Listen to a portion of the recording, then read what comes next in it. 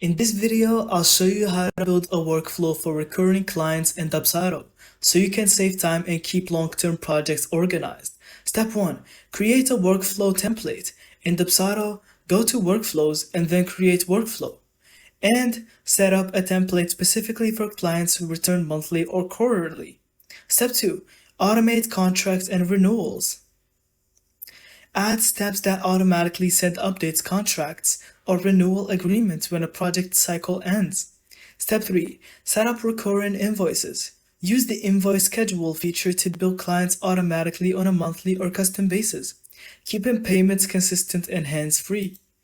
Step 4.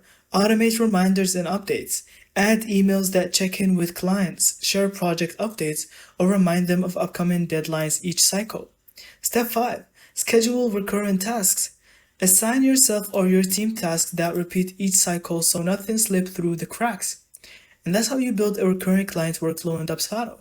Thank you so much for watching. I hope you found this video helpful. Don't forget to leave us your thoughts in the comments.